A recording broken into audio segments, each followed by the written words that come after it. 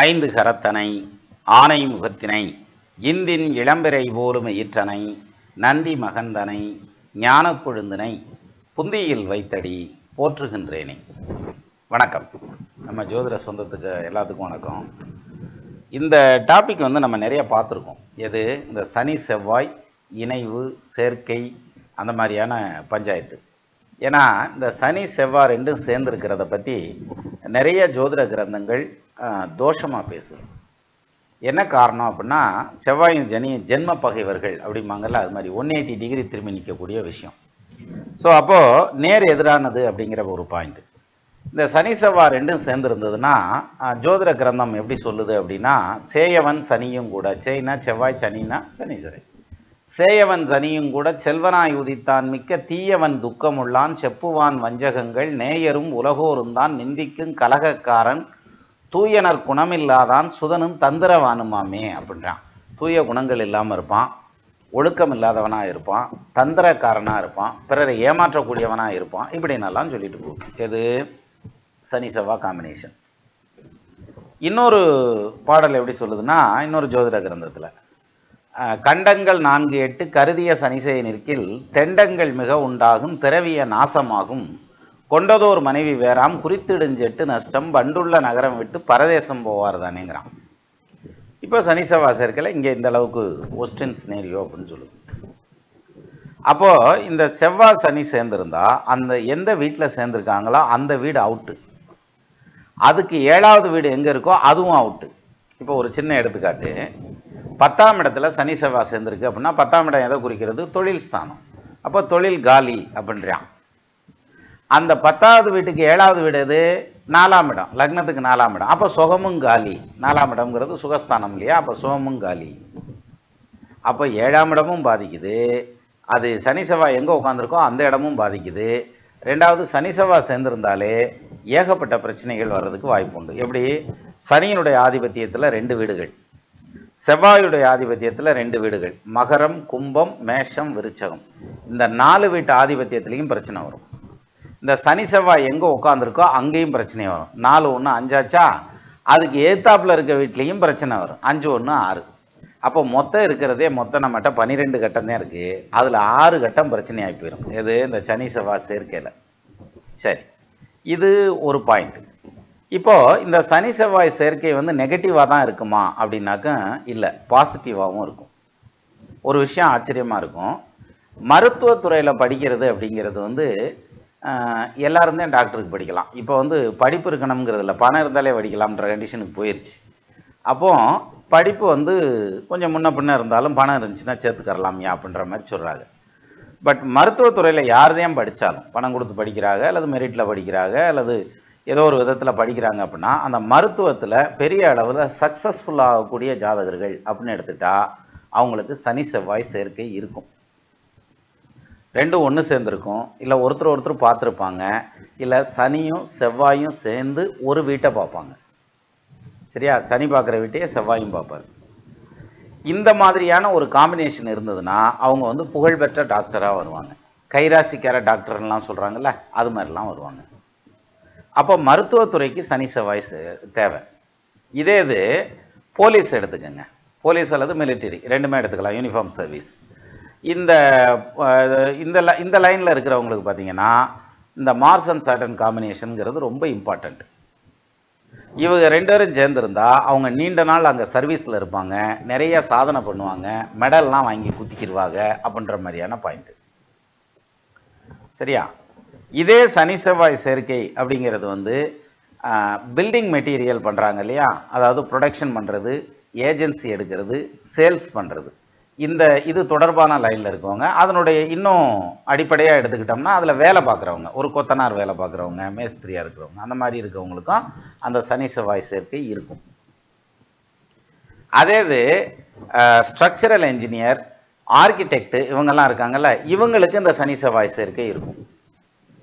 இப்போ பாருங்கள், ஒரு ஜாதகத்தில் சனி செவ்வாய் சேர்க்கையை பார்த்ததுமே அந்த காம்பினேஷன் இருக்குது அப்படின்னா இவங்க மருத்துவர் ஆவாங்களா, ஆர்கிடெக்ட் ஆவாங்களா, டிசைன் இன்ஜினியர் ஆவாங்களா, அல்லது இது அதுனா செங்கல் சூளை கன்ஸ்ட்ரக்ஷன் சம்மந்தப்பட்ட லைனில் போகிறவங்களா இருப்பாங்களா, அதில் வேலை பார்ப்பாங்களா, முதலாளியாக இருப்பாங்களா, இத்தனை வெரைட்டி இருக்கு.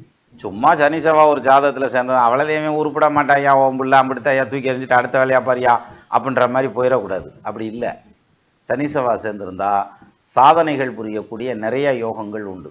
அதில் either positive or negative sir. ஆனால் உயர்வான இடத்துல வந்து கொண்டு போய் உட்கார வச்சிரும். அது பாசிட்டிவாக போகுமா நெகட்டிவாக போகுமாங்கிறதையும் கண்டுபிடிக்கணும். இதில் ஜாதகத்தில் சப்போஸ் அது பாசிட்டிவாக போகிற மாதிரியான சனி செவ்வாய் இருந்தால் அதுக்கு பிறகு தான் யோகம். நெகட்டிவாக போகிற மாதிரியான சனி செவ்வாய் இருந்துச்சுன்னா மாட்டிக்கிருவேன்ற மாதிரியான அமைப்பு. அப்போது மொத்தமாக வந்து ஆஸ்பத்திரிக்குள்ளே போனதுமே இங்கே ஒரு இம்புட்டு பேர் நோயாளி இருக்காங்க அப்படின்னம்னாக்க அங்கே கேண்டீனில் வேலை பார்க்குறவங்க இருப்பாங்க, சர்வீஸ் பண்ணுறவங்க இருப்பாங்க, நர்சஸ் இருப்பாங்க, டாக்டர்ஸ் இருப்பாங்க, இன்னும் வந்து வாட்ச்மேன் முதற்கொண்டு டிரைவர் முதற்கொண்டு இருப்பாங்க. அவங்கெல்லாம் நோயாளி இல்லை, அவங்க நோயாளிகளுக்கு சர்வீஸ் பண்ணுறாங்க. அப்போ அந்த கூட்டமே பெருசாக இருக்காங்க. ஆனால் இங்கே ஒரு உள்ளே போனது இம்பிட்டு பேர் நோயாளி இருக்கிறேன் அப்படின்ற மாதிரி அப்படி எடுத்துக்கக்கூடாது. அது மாதிரி சனி செவ்வாய் இருக்குது அவ்வளோதையும் உருப்பிட மாட்டேன் அப்படின்ற மாதிரி போகக்கூடாது. சனி செவ்வாய் இருந்தால் அது பாதிக்குமா, யோகமாக இருக்கா தோஷமாக இருக்கா அப்படிங்கிறத பிரித்து பார்க்கணும். அந்த பிரித்து பார்த்து அந்த ஸ்க்ரூட்டனிங் பண்ணுறது இருக்கு இல்லையா, அங்கே தான் அதுதான் வந்து ஜோதிடத்தினுடைய திறமை அப்படின்னு சொல்லணுமே தவிர மற்றபடி வந்து செவ்வாயும் சனியும் சேர்ந்தால் கெட்டு போயிடும், சூரியனும் சனியும் சேர்ந்தால் அப்பனுக்கு முள்ளைக்காது. இது சிம்பிளாக சொல்லிட்டு போயிடலாம் சார். ஆனால் சூரியன் சனி சேர்ந்து அப்பா பேச்சை தட்டாத பிள்ளை இருக்காங்க, பிள்ளை பேச்சை தட்டாத தாப்பனார் இருக்காங்க. சரியா? அந்த காம்பினேஷனுக்கு அப்புறம் போவோம். அப்போ இந்த சனி செவ்வாய் சேர்க்கையில் முக்கியமாக நம்ம பார்க்க வேண்டியது என்ன அப்படின்னா, செவ்வாய் அல்லது சனி ஆட்சி பெற்ற நிலையில் அல்லது உச்சம் பெற்ற நிலையில் இருந்தால், ஏதாவது ஒரு கிரகம் ஆட்சி உச்சமாக இருந்தாலே போதும் சார், அந்த காம்பினேஷன் யோகமாக வேலை செய்ய ஆரம்பிச்சிடும். அப்படின்னா இந்த செவ்வாய் சனி எங்கே இருக்கணும் அப்படின்னா, மேஷத்தில் செவ்வாய் சனி எந்த லக்னமாக வேணாலும் இருங்க, அது பிரச்சனை இல்லை. மேஷத்தில் சனி செவ்வாய் சேர்க்கை, விருச்சகத்தில் சனி செவ்வாய் சேர்க்கை, மகரத்தில் சனி செவ்வாய் சேர்க்கை, கும்பத்தில் சனி செவ்வாய் சேர்க்கை, துலாமில் சனி செவ்வாய் சேர்க்கை. இந்த 5 வீட்டில் எங்கே இந்த செவ்வாய் சனி சேர்ந்திருந்தாலும் அது வந்து பாதிக்காது, யோகமாக வேலை செய்யும். இப்போ ஒருத்தர் சொல்லுவார், நீ சொன்ன இந்த 5 வீட்லேயும் எனக்கு சனி செவ்வாய் சேர்க்கை இல்லை, இது எல்லாத்தையும் விட்டுட்டு வேற வீட்டில் இருக்கு. சரியா? ஆனால் அந்த சனி செவ்வாய் சேர்க்கை இருந்தும் நான் வந்து ரொம்ப சிறப்பாக படிச்சிருக்கேன், எங்களுக்கு கஷ்டம்னா என்னன்னே தெரியாது, அதெல்லாம் ஒன்றும் பிரச்சனையே கிடையாது அப்படின்னு ஒருத்தர் சொல்லுவார். அதுக்கும் வாய்ப்பு இருக்குது. அதுக்கு எப்படி அப்படின்னா, இந்த செவ்வாய் சனி சேர்க்கை வந்து இந்த 5 வீட்டை தவிர பாக்கி வீடுகளில் இருந்து அந்த செவ்வாய் தசையோ சனி தசையோ வரலைன்னா அதை பற்றின பேச்சுக்கே இடம் இல்லை, விட்டுட்டு அடுத்த வேலையை பார்க்கலாம். சரியா? இப்போ அடுத்து இன்னொருத்தர் வருவார், இல்லை நீ சொல்கிறதெல்லாம் சரித்தியான், இந்த நீ சொன்ன 5 வீட்டில் இல்லை, மகர கும்பம் மேஷம் விருச்சகம் துலாம் இந்த வீட்டில் சனி செவ்வாய் சேர்க்கை இல்லை, இது இல்லாமல் வேறு வீட்டில் தான் இருக்குது. சரியா? திசையும் நடந்தது. ஆனால் அந்த டைமில் எனக்கு யோகமாக இருந்துச்சு தெரியுமா உனக்கு, அது தோஷமா இல்லையா அப்படிம்பாரு. இங்கே பாருங்கள், ஒரே காம்பினேஷன் எத்தனை விதமாக வேலை பார்க்குது பாருங்க. இங்கே செவ்வாய் வக்ரமாகியோ சனி வக்ரமாகியோ இருந்தால் அப்போவும் அது யோகமாக வேலை செய்யும். இப்போ இன்னொரு கொஸ்டின் வரும், செவ்வாயும் வக்ரம் இல்லை சனியும் வக்ரம் இல்லை, நீ சொன்ன 5 வீட்லேயும் இல்லை, வேறு வீட்டில் தான் இருக்குது, தசையும் நடந்தது நல்லாவும் இருந்தது, அப்போ ரூல்ஸ் தப்பு தானே அப்படின்னாக்கா அப்படி இல்லை. லக்னத்துக்கு 5ஆம் இடத்ததிபதி அல்லது 9ஆம் இடத்ததிபதி அல்லது லக்னாதிபதி அதை பார்த்துருப்பாங்க, அல்லது குரு பார்த்துருப்பார், இல்லாட்டி சேர்ந்துருப்பார். இந்த காம்பினேஷன் இருந்தாலும் இந்த சனி செவ்வாய் சேர்க்கை பெரிய அளவில் ட்ரபிள் பண்ணாது.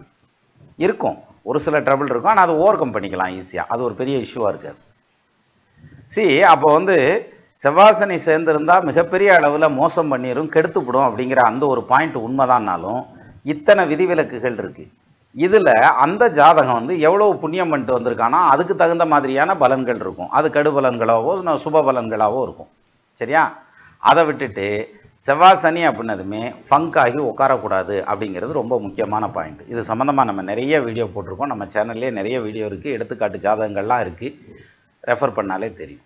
சரி, இத்தனைக்கும் எல்லாமே லிவிங் எக்ஸாம்பிள்ஸ். அப்போது பாதகமாக வர்றதுக்கும் சாதகமாக வர்றதுக்கும் எப்படி வேறுபடுத்தி தெரிஞ்சுக்கிறது அப்படிங்கிறத வழக்கம் போல் நம்ம ஒரு எடுத்துக்காட்டு வச்சுக்கிடுவோம். என்னன்னாலும் எடுத்துக்காட்டு இருந்தால் நல்லா தயார் இருக்கேன் அப்படின்ற மாதிரி. அதனால் இப்போது இந்த ஜாதகத்தை பாருங்கள், ஸ்க்ரீனில் வருது. இதில் வந்து 1999 ஜனவரி மாதம் 12ஆம் தேதி 19 மணி 44 நிமிஷம்னா 7 மணி 44 நிமிஷம். சரியா? பிறந்த ஊர் வந்து திண்டுக்கல்லே வச்சுக்கோங்க, அதனால் என்ன இருக்கு. சரி, இப்போ லக்னம் வந்து கடக லக்னம், ராசி வந்து விருச்சிக ராசி, ஜென்ம நட்சத்திரம் விசாக நட்சத்திரம், குரு தசை இருப்பு 3 வருஷம் இருக்கையில் அவர் பிறந்திருக்கிறாரு. குரு தசை முடிஞ்சதும் என்ன தசை சார்? சனி தசை தான் வரும். இந்த சனி தசை எவ்வளோ நாள் நடந்திருக்குது?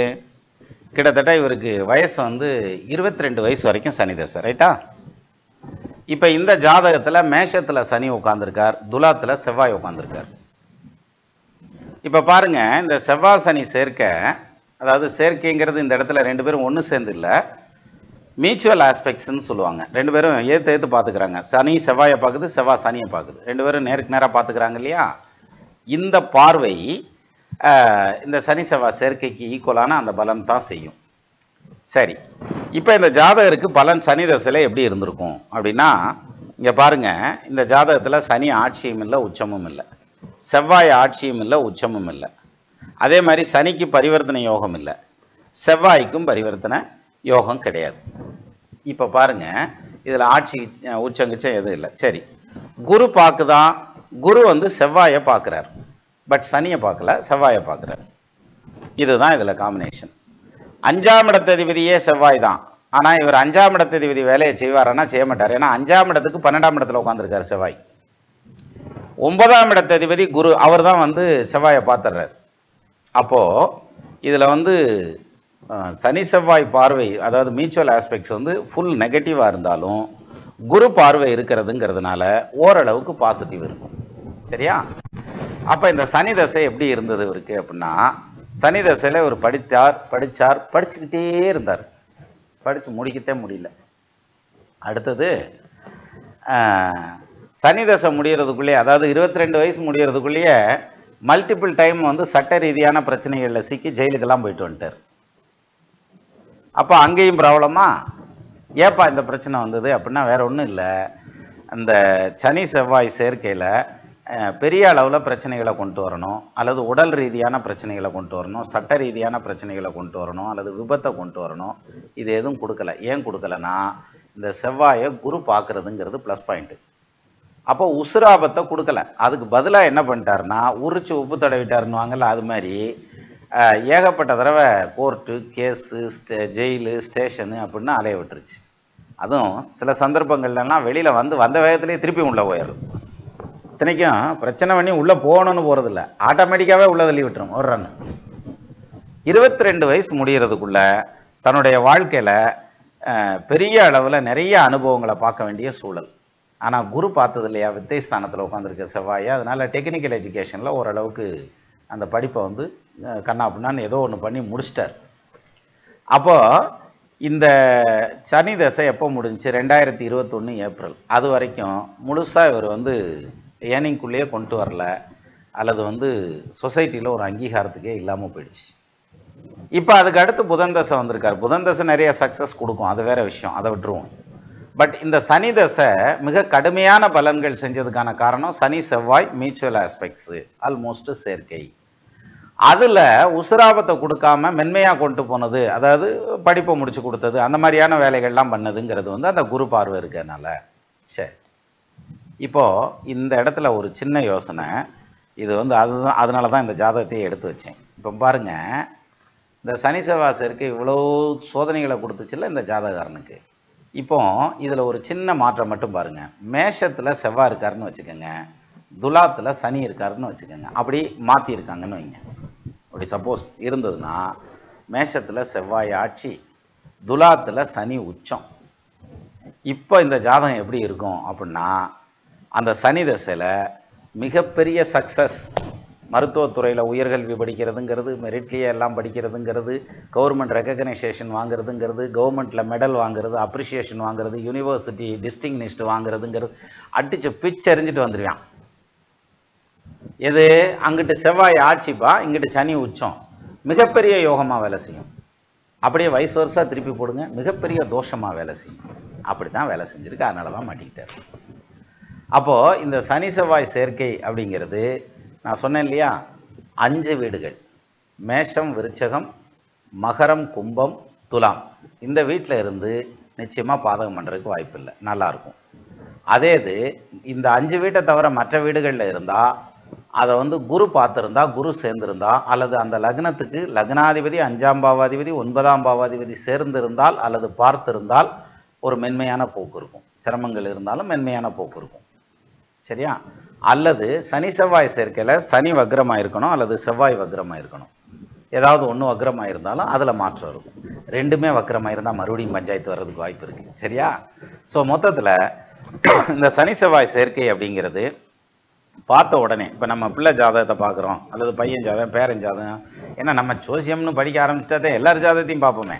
அப்படி பார்க்குறப்ப வந்து அந்த சனி செவ்வாய் சேர்க்குன்னா உடனே மனசு வலிக்கிற மாதிரி இருக்கும். ஒன்றும் பயப்படாதீங்க, அப்படிலாம் வலிக்க வேண்டியதில்லை. அது யோகமாகவும் இருக்கும். அப்படியால் டாக்டராக வருவான், இன்ஜினியராக வருவான், ஆர்கிடெக்டாக வருவான், ஜெயிலராக வருவாங்க, போலீஸ் ஆஃபீஸராக வருவாங்க, கமிஷனராக வருவாங்க, மிலிட்ரியில் வந்து ஹவல்தாரா, எனக்கு அதுக்கு மேலே தெரியாது, அது மாதிரி கேப்டனாக வர்றது, ஹவல்தாராக வர்றது, அந்த மாதிரியான பெரிய பதவிகளுக்கு வர்றதுங்கிற மாதிரியான மிகப்பெரிய சக்ஸஸ். இன்னும் ஒரு சிலர் வந்து அரசியலில் பெரிய அளவில் சக்ஸஸ் ஆயிடுவாங்க. ஸோ இது மாதிரியான சக்ஸஸ் கொடுக்கக்கூடிய கூட்டணி தான் சனி செவ்வாய் கூட்டணி. ரைட்டா? அதனால் எல்லாருக்கும் கெடுதல் பண்ணிடாது, அதே மாதிரி எல்லாத்துக்கும் யோகமும் பண்ணிடாது ராசா. இப்படி மாட்டி விடுறதும் உண்டு.